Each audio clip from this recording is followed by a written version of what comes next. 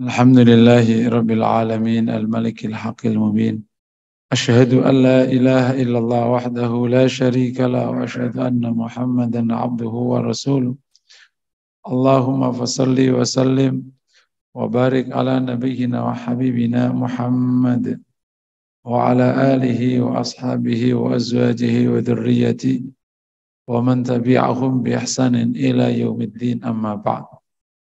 Jamaah yang dirahmati Allah, kita akan syukur kepada Allah. Pagi hari ini Allah izinkan kita semua bisa hadir dan bergabung di majelis ilmu. Semoga menjadi amal saleh yang diterima Allah SWT.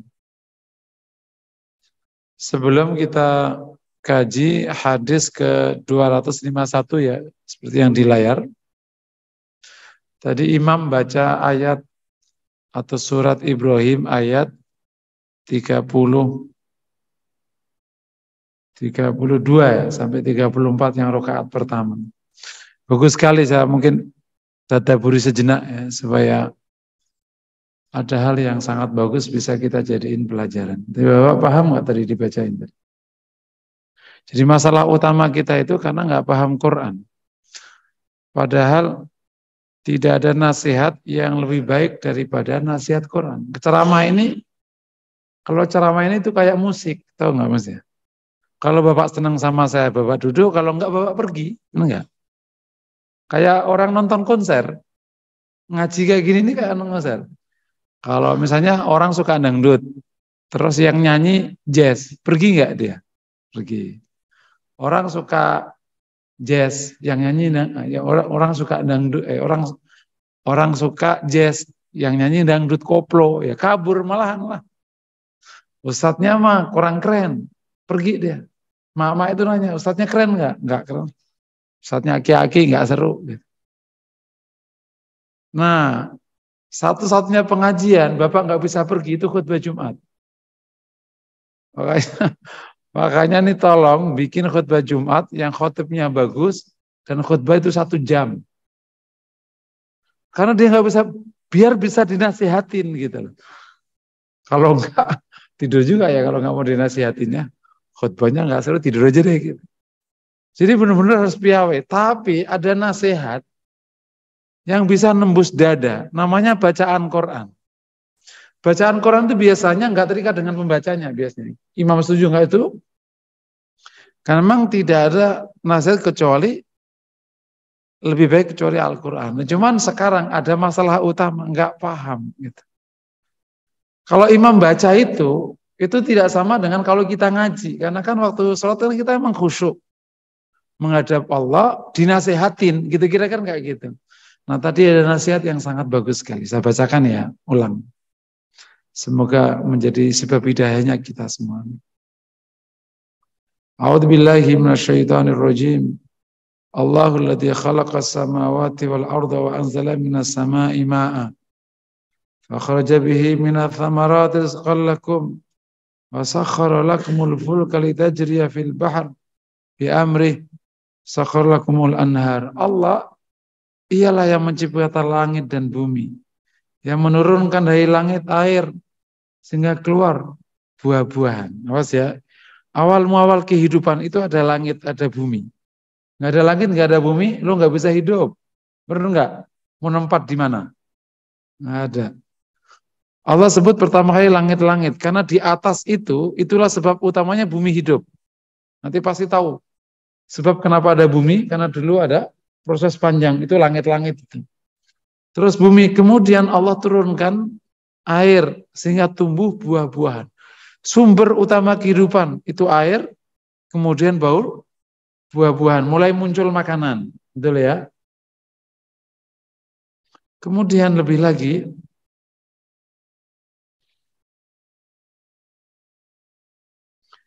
kemudian wasakhar lakumul fulka litajriya fil bahr. Allah tundukkan untuk kalian kapal agar bisa berlayar di air.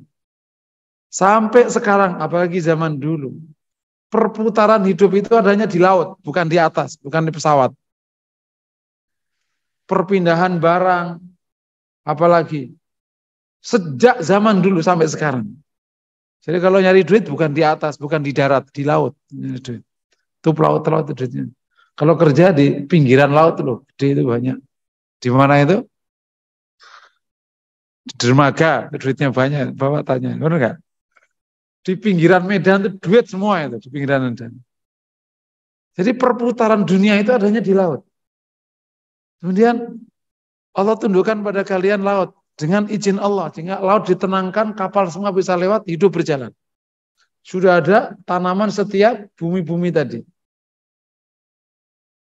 Kemudian Allah tundukkan pada kalian, Allah sediakan untuk kalian sungai. Masih ingat nggak? Kalau orang mau nyari kehidupan, nyarinya di sekitar sungai, betul ya? Makanya dulu pasti orang itu yang ramai sekitar sungai. Kenapa Pantura lebih dulu ramai daripada tengah? Ya karena itu sungai, laut terus sungai.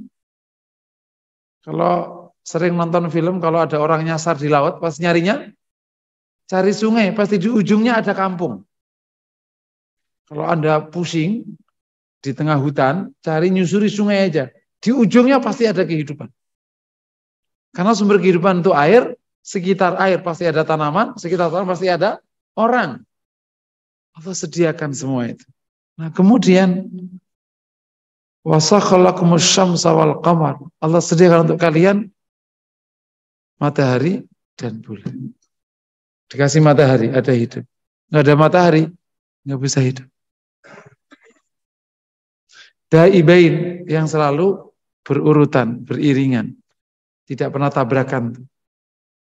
Wasakhar lakumul laila wan nahar. Allah sediakan untuk kalian malam dan siang hari. Ini dahsyat sekali. Malam sama siang itu sampai sekarang penelitiannya belum lengkap. Malam, siang ada apa, malam ada apa. Sehingga kalian bisa hidup pas malam nanti badan kalian ngapain. Hewan-hewan ngapain, tumbuhan ngapain, semua ini ngapain sudah diatur oleh Allah di malam. Siang nanti ngapain sehingga ada kehidupan. Wa atakum min kulli ma sa'altum. Dan saya berikan pada kalian semua yang kalian minta. Allah sediakan langit, bumi. Kemudian Allah kasih air, kemudian ada tumbuhan, ada pohon-pohonan. Allah kasih sediakan kapal bisa berlewat. Kemudian dikasih sungai. Kemudian dikasih matahari, dikasih bulan. Itu yang gede. Mulai masuk yang kecil. Dan Allah kasih semua yang kalian minta. Sekarang kita tanya. Yang benar Allah atau yang perasaan kita yang benar? Kan kita sering, aku udah doa nggak dapat. Yang benar Allah atau kita? Allah tidak mungkin bohong. Allah sudah memberi yang kalian minta. Kok tidak melihat? Itu karena kita nggak melihat.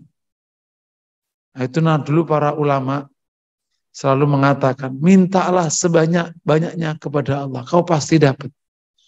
Dapatnya bisa di sini, bisa di akhirat. Bisa sekarang, bisa nanti, bisa masa tuamu. Bisa bentuknya seperti yang kau minta, atau bentuknya seperti yang tidak kau minta. Tapi pasti dikasih. Karena terkadang yang kau minta itu malah membuat, ya Allah aku minta kawin lagi. Nggak cocok mukamu. Paham nggak kira-kira? Ada orang, ya Allah aku pengen kawin lagi. Allah nggak kasih, dikasihnya justru misalnya dikasihnya apa? Minta istri lagi supaya kau bisa kabur. Ya udah, dikasih kerjaan luar kota, pergi-pergi terus jadinya. Karena nggak cocok muka kawin lagi. Mau ditelepon aja takut gitu kok minta kawin. Misalnya itu contoh, misalnya.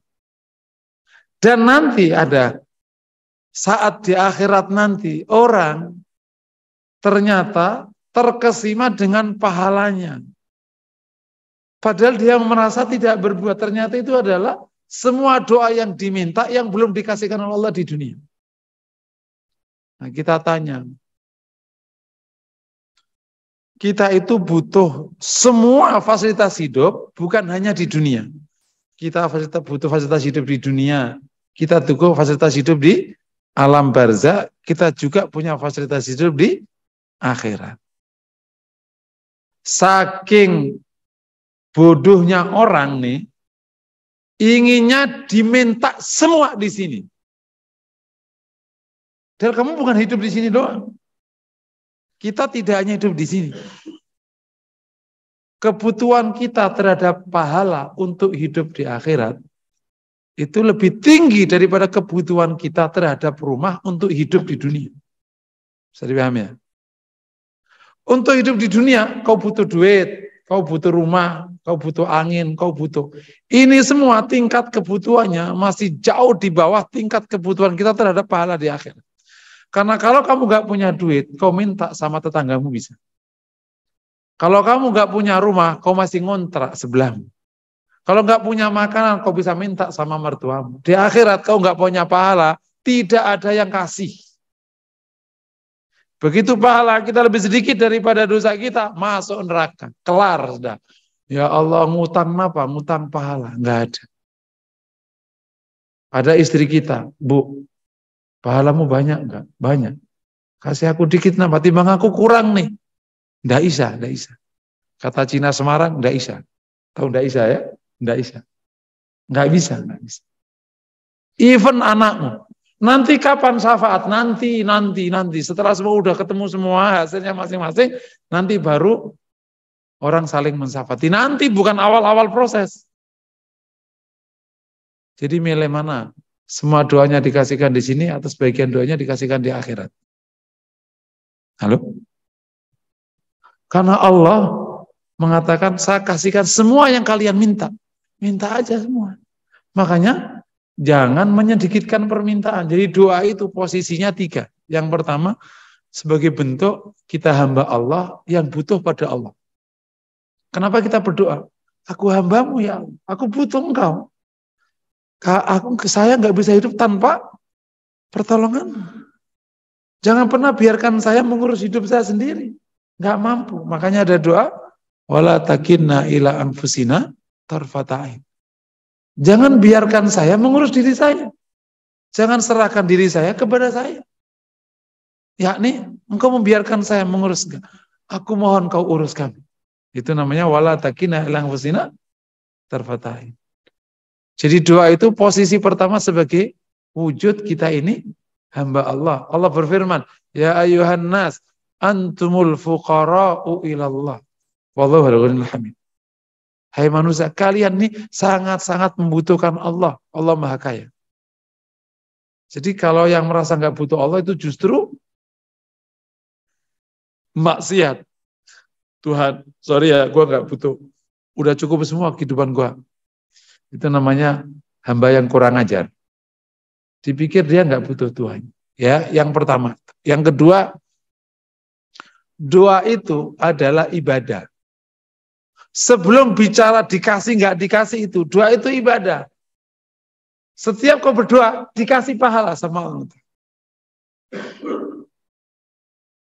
Jadi sebelum urusan ya Allah minta bisnis saya lancar ya Allah. Itu sebelum nanti, sebelum urusan kamu dikabulkan doamu supaya bisnismu lancar itu, Allah kasih pahala padamu akibat kau berdoa. Dapat pahala 10, doa lagi 10. Bisa saja bahkan 700. Jadi pahala doa itu mirip-mirip pahala ibadah-ibadah yang lain. Karena doa mukhul ibadah. Doa itu justru menjadi rohnya ibadah. Itu yang kedua. Yang ketiga, engkau mendapatkan yang kau minta. Nah ini. Wa atakum min kulli ma sa'al. Tuh. Jadi makanya rajin-rajin doa. Oleh karena itu di ayat tadi, wa atakum min kulli ma sa'altumu wa in ta'uddu nikmatallahi la tuhsuha. Kalau kau hitung, kalian tidak bakal bisa ngitung. Ini tadi Allah sediakan ini. Tapi innal insana ladzalumun kafar. Tapi dasar manusia emang orangnya dolim.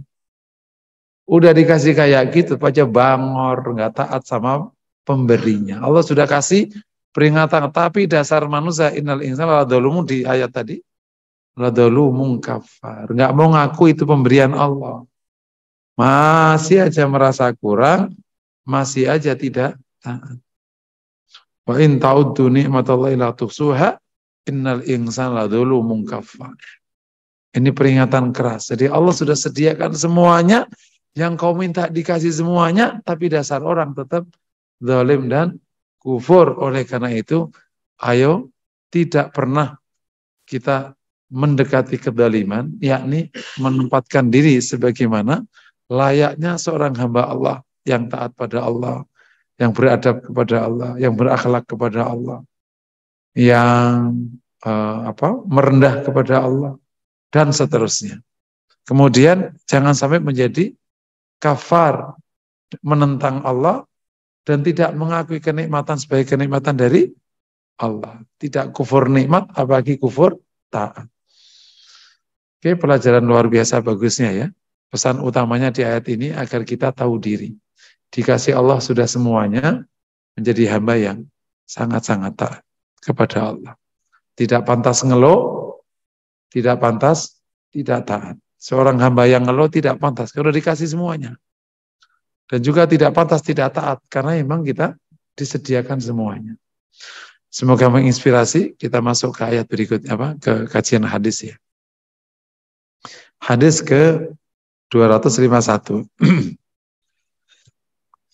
Qala al-Baghawi rahmatullahi alaihi akhbarana Ismail bin Abdul Qahir qala akhbarana Abdul Ghafir bin Muhammad qala anba'ana Muhammad ibn Isa qala akhbarana Ibrahim bin Muhammad bin Sufyan qala akhbarana Muslim ibn Hajjaj qala akhbarana Muhammad bin Abbad wa ibn Abi Amr wa ibn Abi Umar qala akhbarana Marwan al-Fizari an Yazid ibn Kaisan an Abi Hazim an Abi Hurairah radhiyallahu ta'ala anhu qala qila ya Rasulullah ud'u 'alal musyrikin qala inni lam ub'ats la'anan wa innama bi'ithtu rahmatan.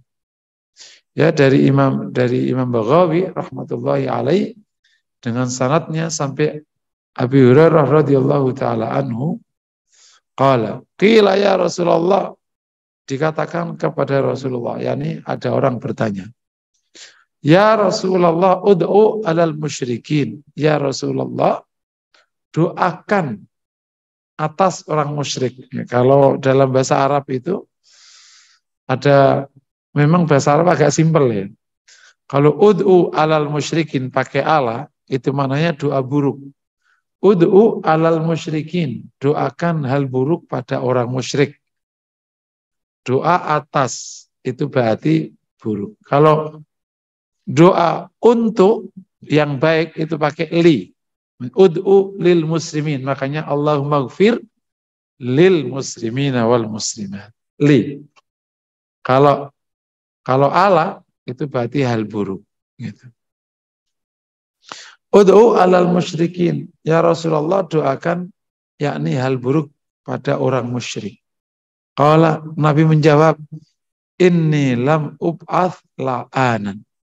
Sungguh saya tidak diutus untuk melaknat. Melaknat itu memohon putusnya rahmat dari Allah kepadanya. Laknat itu maknanya gitu. Semoga Allah melaknatimu. Maknanya semoga Allah mutus rahmat darimu. Yakni Allah nggak kasih rahmat padanya. Kalau orang tidak kasih rahmat, ya udah. Ya kayak layangan nggak ada putus talinya, udah ngaco. Karena semuanya dari rahmatnya Allah Ta'ala. Wa innama bu'ithu rahmatan. Tapi saya diutus sebagai rahmat. Ya Masya Allah ya. Ini pelajaran luar biasa baiknya untuk kita. Ayo menjadi muslim yang penuh kasih sayang. Itu. Bab amar ma'ruf nahi mungkar itu tidak keluar dari kasih sayang. Tapi jangan pula atas nama kasih sayang engkau menjadi orang lemah. Ini harus paham betul ini Bab. Jadi yang pas mah yang rahmah itu. Kalau kasih sayang tanpa penegakan hukum namanya lemah. Tapi kalau penegakan hukum tanpa rahmah namanya sadis. Itu. Islam itu rahmah. Rahmah itu ya di tengah itu. Kalau tidak ditegakkan hukum itu bukan rahmah, namanya lemah. Contoh gini, ada kakak njitak adik. Bapaknya penuh kasih sayang. Terus gini, Pak, aku dijitak sama Mas. Ya udah nggak apa-apa. Ntar kasihan Masnya kalau dimarahin. Besok dijitak lagi. Ikan nggak dibela sama apa-apa, gue citak lo tengil sih lo, kata abangnya. Yang tengil siapa? Lo kali. Pak, gue dicitak sama abang. Ya udah maafin. Ntar kalau dimarahin ntar dia kasihan. Lah aku dicitak mulu. Ya udah maafin aja. Itu bapaknya namanya penuh kasih sayang atau bapak bodoh namanya? Bapak lemah, dipanggil, Bang, kenapa adanya dicitak? Habis gini. Ya enggak gitu. 2 kali peringatan Yujita, yuk berdiri di situ. Nah itu namanya penuh kasih sayang. Meskipun ngukumnya juga penuh, bisa dipahami ya. Di lapangan itu ekstrim. Memang di tengah itu memang susah sejak zaman dulu itu. Kayak orang belajar jalan di atas satu bambu. Kan susah kan? Kalau nggak jatuh ke kanan, jatuh ke kiri. Berislam itu memang harus di tengah. Al-wasat. Ummatan wasata. Kita itu umat yang tengah. Tidak kayak Nasrani yang menuhankan nabinya. Juga tidak kayak Yahudi yang membunuh nabinya. Kan Yahudi membunuh Nabi Yahya. Ya saking hormatnya dituhankan. Enggak gitu. Saking geramnya dibunuh. Enggak boleh. Kita hormat sama Nabi, tapi tidak menuhankan Rasulullah SAW. Itu tengah. Nah di lapangan suka ekstrim. Atas nama kasih sayang. Hukum enggak tegak. Biarin aja lah yang maksiat. Kita kan penuh kasih sayang. Ini mbak-mbak yang hijaban enggak usah diamar ma'ruf nahi mungkar. Kasihan kalau tersinggung. Itu bukan kasih sayang. Itu namanya ente lemah. Itu bahasa orang lemah kayak gitu tuh, penauk. Itu datang dari orang yang dulu waktu kecil dibully mulu, makanya nggak berani biasanya. Ya. Atau setiap ada perkara sikat aja. Dia menentang Tuhan. Ini bumi Allah, tidak boleh maksiat. Sikat aja. Ini di lapangan ekstrim. Ngomong sama orang yang tidak beriman juga keras tak terkira. Hancur. Hancurkan ya Allah. Ada seorang, kalau engkau punya doa mustajab, daripada mereka hancur, karena mendingan mereka dapat hidayah. Benar gak kira-kira? Milih mana nih ya? Orang-orang yang gak beriman ini hancur lebur, sehingga yang hidup lo doang di bumi, atau yang gak beriman itu dapat hidayah, sehingga kau banyak temennya. Enak mana? Sama-sama punya doa nih. Jadi mendingan supaya Allah kasih hidayah. Daripada teman orang preman-preman di jalan itu pada mati. Ntar kita pusing ngurusin dia. Ini preman mati. Gimana nih nguburinya? Kemana? Pusing. Mendingan kita berdoa ya Allah semoga dia dapat hidayah. Kan enak malahan jagain kita. Preman itu kalau taubat lebih berani daripada bapak yang taat kayak gini.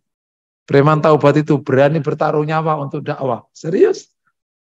Saya ada ustadz di daerah Padang ke atas sana lah, yang di daerah tinggi itu apa itu. Dari Padang ke atas lagi. Punya di dataran tinggi itu lah. Itu ada ustadz, ya sesaya lah kira-kira. Dakwah.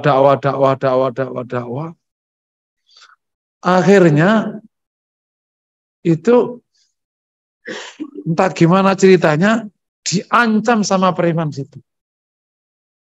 Ustadz kalau ngaji lagi di sini, saya enggak akan.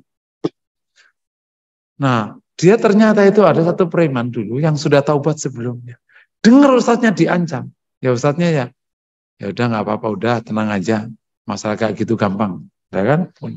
Datang dia. Premannya lebih berani, diangkat ini orang, diangkat ngek gitu.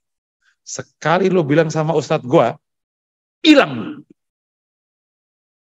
Besok gua nggak mau tahu. Lo tidak boleh gua lihat di area sini. Gua ngeliat lo, hilang lo. Pergi besok langsung. Bapak-bapak berani nggak ngomong kayak gitu ke preman? Beranilah. Jadi kita butuh preman taubat. Daripada lo doain hancur, mendingan ya Allah, preman-preman di Bintaro supaya taubat. Gitu. Lawang kita kalau di jalanan itu, yang tukang-tukang kayak gitu. Bang, nih uang kopi 10.000. Itu dijagain mobil kita 24 jam, enggak? Wah, jadi Masya Allah. Jadi kasih sayang itu luar biasa, doa baik itu luar biasa. Ya, pelajarannya agar kita terus menjaga hati kita menjadi hati yang penuh rahmah, penuh kasih sayang. Nabi pernah mengatakan, kan kemarin di hadis ini juga, di kajian ini kan, perumpamaanku dengan manusia itu bagi orang yang punya unta, akhirnya unta itu pergi dari ikatannya. Karena kalian lihat ada unta pergi dari ikatannya, kalian kejar, kalian kejar. Semakin kalian kejar, semakin lari itu unta itu. Maka aku bilang, berhentilah mengejar, berhentilah mengejar. Aku ambil rumputan, aku dekati untaku itu, aku dekati untaku itu, aku dekati untaku. Maka akhirnya untanya mulai mendekat, mendekat, mendekat. Aku dekati, akhirnya unta itu duduk makan, dan akhirnya aku pegang. Itulah perumpamaanku dengan kalian semua. Jadi orang-orang yang tidak taat kepada Allah, yang belum ke masjid, itu unta yang pergi, yang lari dari ikatannya.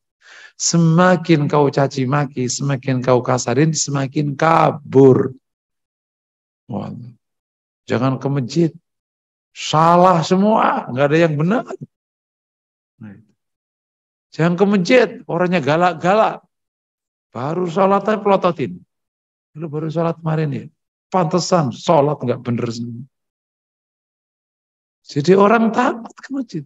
Dan betul ya, jangan dianggap salah. Persepsi tentang orang yang menakutkan itu sengaja dibuat. Serius. Persepsi orang Islam itu menakutkan, itu sengaja dibuat agar orang takut ke Islam. Baik global atau lokal. Strategi itu ada.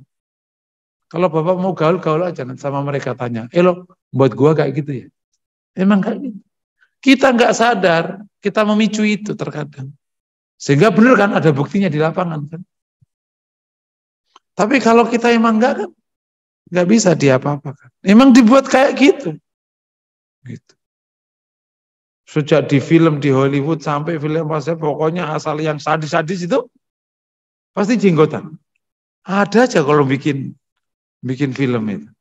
Jadi orang takut, padahal orang baik. Maka tidak boleh itu dibiarkan sehingga persepsi itu muncul. Maka kita harus penuh kasih sayang. Orang-orang yang nggak taat itu memang sedang unta pergi. Jadi kita deketi. Masya Allah. Semoga Allah mudahkan ya. Dan semoga banyak. Tapi sampai hari ini kabar baiknya populisme Islam itu masih tinggi.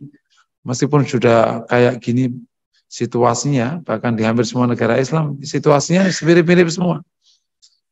Itu, tapi populisme Islam itu kayak ini ya, kayak Islam itu sejak zaman Nabi semakin ditekan, semakin muncrat.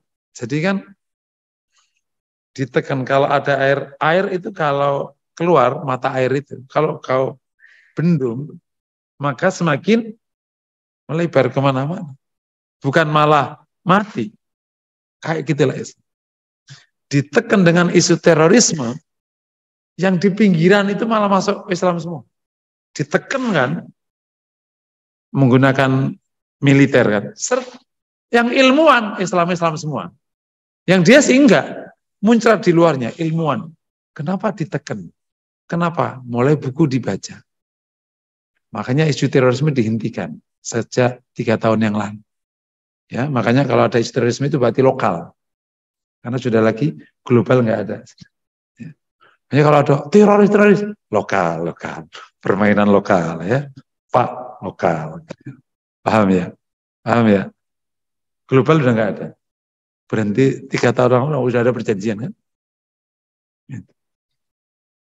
Tetapi orang yang nggak suka Islam ini kan banyak. Pakai cara lagi, pakai cara lagi.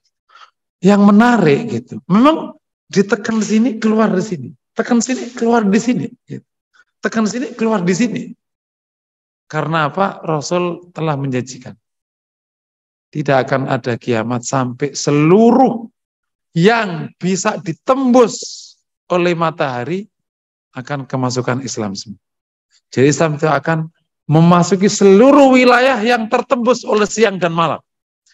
Pokoknya ada siang malam masuk ke area situ, berarti akan ada Islam di situ. Allahu Akbar. Semoga Allah ikutkan kita di proses ini. Tidak jadi penonton ya. Yang jadi masalah kita itu nonton. Wah ini mah kita ini nggak nonton, Bapak nggak ngambil peran apapun. Ada 1 pemain sama 1000 penonton, menang siapa? Ada penonton 1000. Weh, bolanya itu kenapa nggak ditendang ke depan? Tapi lo nonton, merubah permainan nggak? Ayo jadi pemain. Pemain agar agama ini tegak. Sekecil apapun peran, entah bagian, pokoknya pemain. Jagain gawang, kayak ya udah aku jagain gawang deh masjid. Aku yang bagian penyerang, berarti yang kesana ke sana. Aku bagian duit. Aku bagian anak-anak, aku bagian ibu-ibu. Jangan nonton. Kalau nonton itu nanti bisanya cuma jelekin. Karena nggak pernah tahu beratnya melakukan peran dakwah. Akhirnya jadi bikin ribet aja. Namanya penonton di mana itu bikin ribet di mana-mana. Itu juga penonton. Penonton yang tawuran penonton atau pemain yang tawuran rata-rata? Penonton. Pemain mah. Ya udahlah, udah main kalah ya udah. Oke ya, itu pelajaran pertama agar hati kita berlimpah rahmat. Nah, salah satu cara efektif membuat hati itu berlimpah rahmah, itu sering zikir, sering tilawah, sering ketemu orang yang kurang beruntung.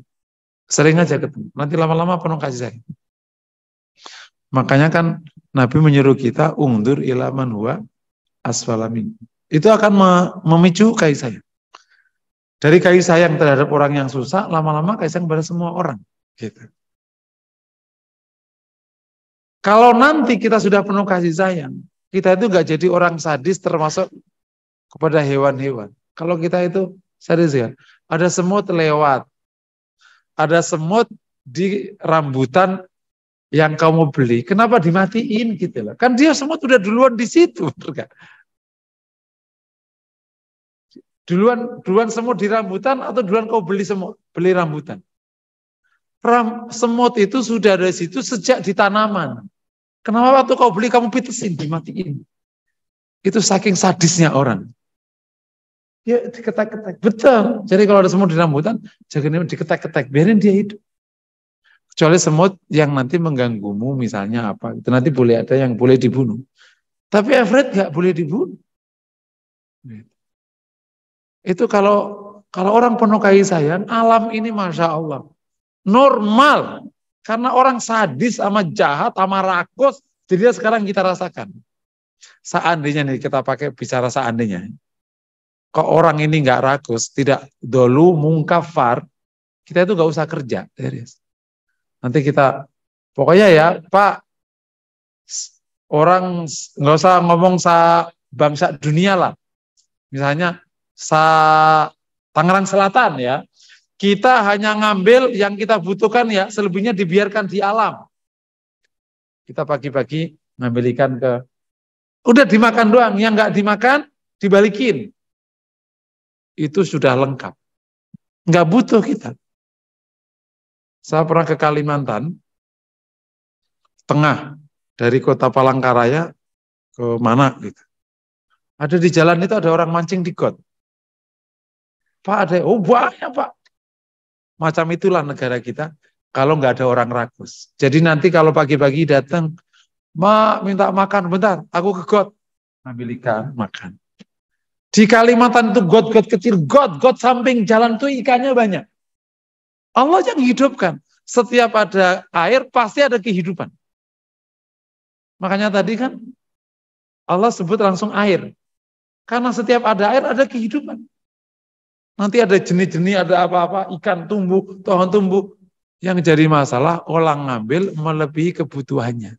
Tadi zalumun kafar.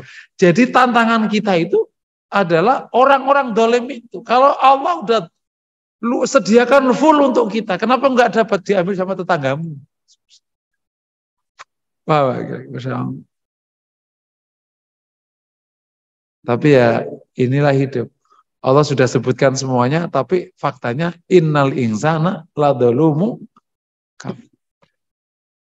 Orang ingin mendapat bahkan yang tidak pernah ia sentuh. Aku ingin punya tanah 5 juta hektar. Bapak pernah lihat? Enggak pernah. Lah ngapain? Tapi itu ada makhluk-makhluk kayak gitu hidup di muka bumi. Aku ingin menguasai minyak, bahkan engkau nggak pernah menyentuh duitnya.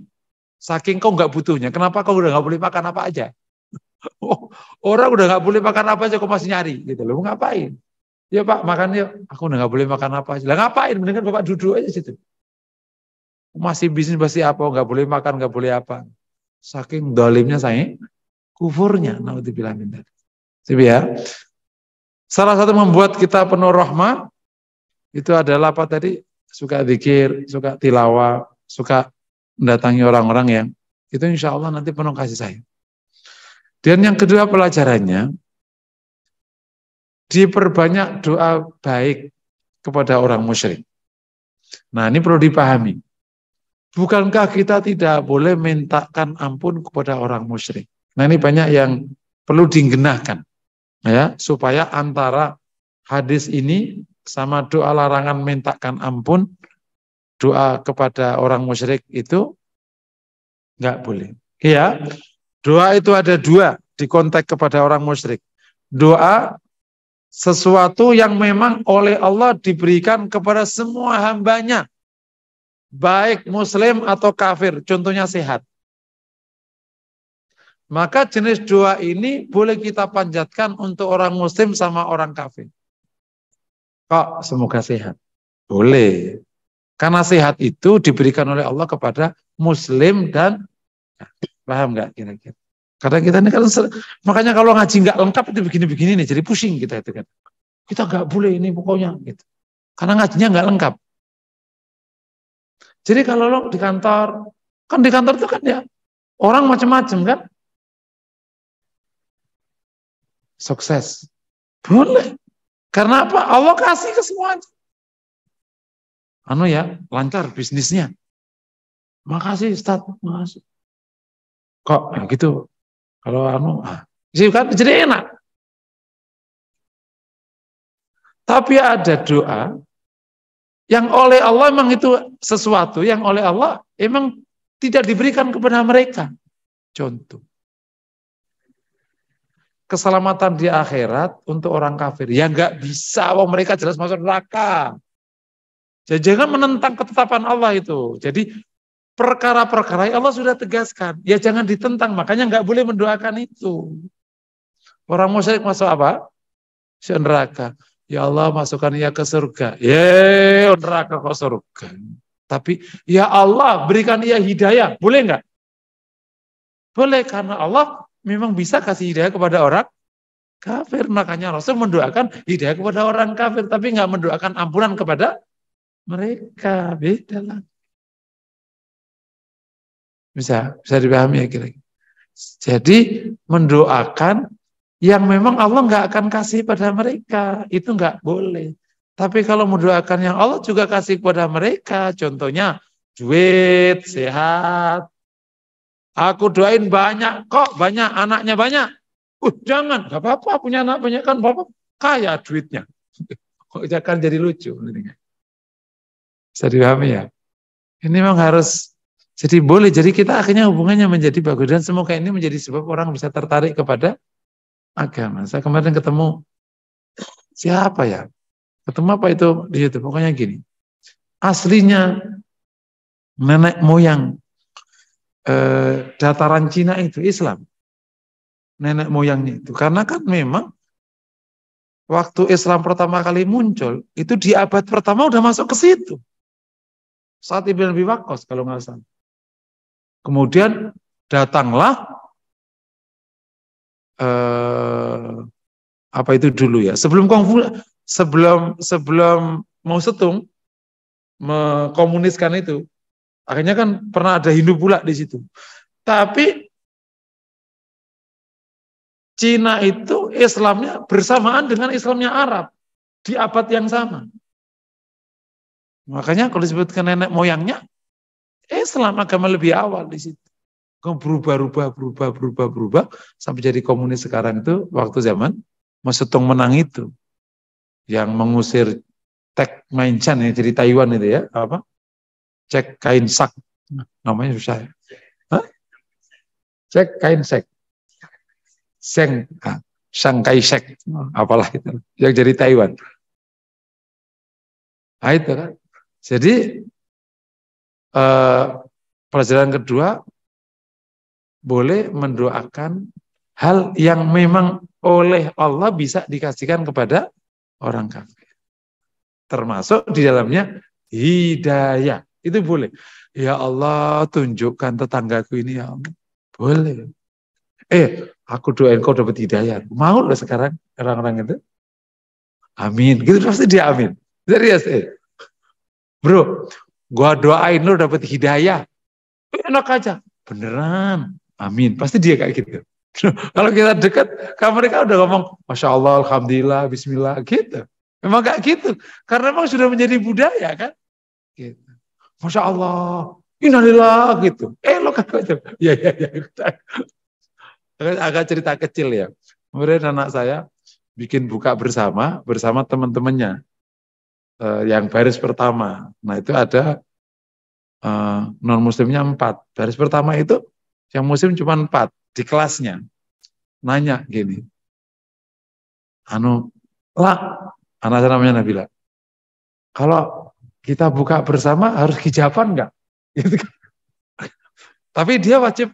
Tapi pakai kalau buka bersama bajunya harus yang panjang ya? Iya, yang panjang. Makanya beli baju baru khusus buka bersama. Panjang. Tapi gua harus hijaban enggak? Ya terserah lo lah, kan non muslim. Boleh enggak? Tapi enggak wajib hijaban. Ya boleh juga, lo kan non muslim. Jadi kalau misalnya bilang wajib, dia hijaban pasti. Tapi kalau dia enggak apa-apa sih lo enggak hijaban, kan lo enggak muslim gitu. Itu kalau kayak gini hubungan sebaik itu. Gue doain lu dapet hidayah tadi malam lo. Enak aja lo. Beneran gue doain. Ya kali Allah kasih hidayah pada lo gitu. Jadi sebenarnya kalau kita ini bisa hubungan baik gitu. Agama ini itu Masya Allah. Karena mereka tahu ini benar, ini baik. Cuman karena kita mempraktekannya itu kurang pas, jadi yang baik menjadi dianggap tidak baik. Gitu. Oke ya, ini yang kedua ya. Jadi boleh kayak gitu-gitu. Yang ketiga, ini memberikan kepada Nabi. Nabi memberikan penegasan. Lam ub'ath la'anan. Laknat tadi ya. Semoga Allah laknat. Jadi kita harus menghindari semua hal yang berbau caci makian. Apalagi penghinaan. Sekitar-sekitar itu. Tidak pernah keluar dari lisan Nabi yang mulia itu kalimat-kalimat buruk itu. Dan semoga Allah bimbing kita semua ya menjadi penerus Nabi yang bisa mencontohkan akhlak Nabi Shallallahu Alaihi Wasallam. Manusia sekeras apapun itu punya hati dan hati itu akan tersentuh oleh kebaikan. Ya. Orang katanya orang Arab itu keras. Faktanya dia masuk Islam karena kelembutan. Contohnya Madinah. Orang Arab katanya keras. Contohnya Mekah. Masuk Islam bukan karena perang kan? Antumutullah kalian bebas. Islam semua jadinya akhir. Jadi awas ya. Islam di Madinah Mekah itu sebenarnya nggak pakai pertumpahan darah. Islam di Mekah Madinah itu. Jadi kota pertama kali Nabi itu Islamnya pakai ngomong-ngomong sebenarnya. Ya, nanti yang bangor-bangor baru. Kalau yang ke arah Najd, ke arah itu memang ya pakai perang. Karena emang naudzubillah harus diperang. Karena mengancam Madinah. Gitu. Dan seterusnya. Jadi kami ulangi pelajaran ketiga, menghindari hal-hal yang berbau laknat. Apapun alasannya. Semoga bisa mendekatkan kita bahwa konsep agama ini sebagai rahmat juga. Bisa satu kali lagi. Kelihatannya sampai di sini tidak bisa satu lagi hadis. Hadisnya panjang ya. Kalau ada pertanyaan dipersilakan. Fadal. Doa di luar sholat banyak sekali. Suruh baca hadis, Nabi berdoa di luar sholat itu ribuan mungkin kalau kita nyebutnya. Enggak usah jauh-jauh lah. Pada waktu mau perang Badar kan Nabi doa. Kemis siang Nabi datang dekat Badar, ya. Kemis sore Nabi sudah di area Badar. Doa sak panjang-panjangnya. Itu bukan doa di luar sholat. Terlalu banyak doa di luar sholat. Mungkin Ustadz ini mungkin bilang sebaik-baik doa itu di sholat mungkin ya kan. Tapi kalau nggak doa, nggak boleh doa di luar. Lah itu khutbah Jumat itu doa Allah maghfirlil muslimin wal muslimat. Aneh-aneh aja nih ada orang kalau punya pemahaman. Boleh doa di luar sholat. Termasuk doa ba'da sholat itu mustajab, jangan dihindari. Nah, itu kan masalah utamanya kan nanti sunnah bid'ahnya ya, makanya sudah doa masing-masing. Gitu, jangan apa namanya istilahnya beragama itu kita itu jangan sampai kayak orang setelah minum air putih dikasih ini aku minum air putih nih terus datang ya yang bagus air putihku akhirnya kau pindah padahal dua-duanya air putih ngerti nggak? Kita dulu punya kebiasaan oleh orang tua kita doa ba'da sholat maktubah betul ya terus datang yang mustajab itu yang doa antara adzan dan iqomah. Kita doa. Lah kan sama aja. Doa antara adzan sama iqomah mustajab, ba'da sholat juga mustajab. Pindah. Jadi ba'da enggak doa, zikir aja kabul. Doa boleh. Doa antara adzan sama iqomah juga mustajab. Ya doa juga. Bisa dipahami ya kira-kira. Jangan kebalik. Jangan sampai gara-gara hal baru yang baru didengar, yang lain-lain yang lama-lama, yang benar juga kau tinggalkan. Jadi akhirnya nggak lengkap-lengkap agamanya, bergeser-geser terus itu. Wallahu a'lam bishawab. Iya, jadi itu kalau mau dibuat apa ibarat, ini. Pokoknya kalian proposal semua, saya akan setujui. Ya. Nah, tapi kalau yang datang lebih awal, lebih cepat. Gampangannya kayak gitu. Ada waktu mustajab atau waktu apa semua. Karena pada waktu ijabah doa itu kan bisa sekarang, bisa nanti, bisa depan, bisa apa. Waktu-waktu mustajab, area mustajab itu tambahan sebab agar mendapatkan ijabah. Tapi secara umum diijabah. Jadi tidak bertentangan antara ayat tadi di surat Ibrahim dengan bab-bab tentang sebab-sebab diijabah doa. Juga tidak bertentangan dengan ada hadis tentang kaifa yustajabullah, seorang musafir yang sudah penuh debu, penuh apa, dan dia mengangkat tangan, tapi makanannya haram, pakaiannya haram, dan tidak diijabah. Itu juga nggak bertentangan, karena ijabah itu doa, ya berarti dengan syarat Allah telah kasih yang kau minta, ya kalau kau memang taat pada Allah, kalau maksiat ya enggak. Itu nanti kembali kepada si surat Al-Baqarah. Idza sa'alaka ibadi anni fa inni qarib ujibu da'wata da'i idza da'an falyastajibu. Jadi ada syarat falyastajibu. Wallahu a'lam. Sebenarnya ketika manusia diciptakan, kalau kita bicara data fairnya, kan sejak awal sudah dibimbing oleh para nabi. Kita ini nggak lama loh ya, kalau antum hitung sejak Nabi Adam sampai sekarang itu nggak lama. Makanya memang ada ulama berpendapat ada kehidupan sebelum Nabi Adam gitu. Karena sejak Nabi Adam itu dihitung nggak nyampe 30.000 tahun loh, kalau nggak salah. 30.000 tahun. Jadi Sejak manusia ini diizinkan tinggal di sini, pertama kali Adam itu, kan dibimbing oleh Nabi. Jadi sejak awal udah ada bimbingan. Sip ya. Kemudian terjadi pergeseran. Datang Nabi dibimbing lagi. Datang Nabi dibimbing lagi. Datang Nabi dibimbing lagi. Terakhir dibimbing Nabi terakhir. Rasulullah bimbing seluruh umat manusia. Allah sudah tegaskan. Yang tidak sampai padanya risalah nggak akan diadzab. Mungkin saat itu tidak sampai.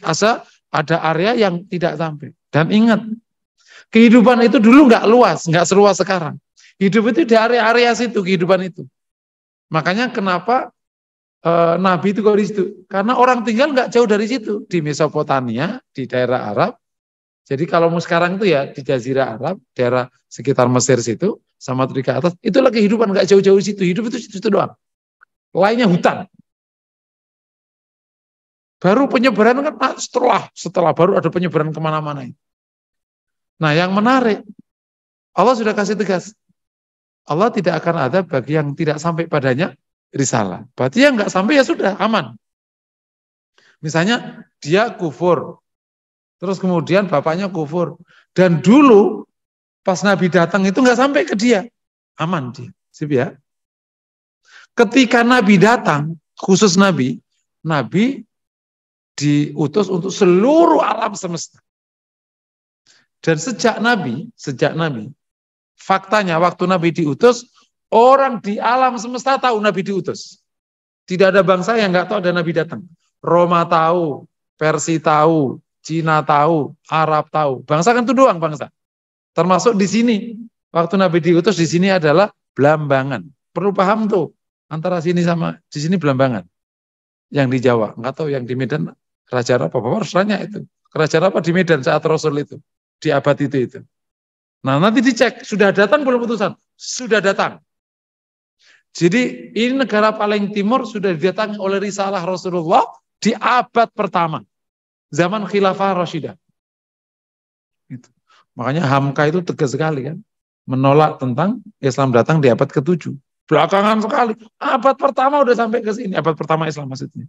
Termasuk yang datang ke tempat saya di Jawa itu. Itu di Jepara itu di Tenggarai itu utusan zaman Ali bin Abi Thalib. Sudah sampai ke situ.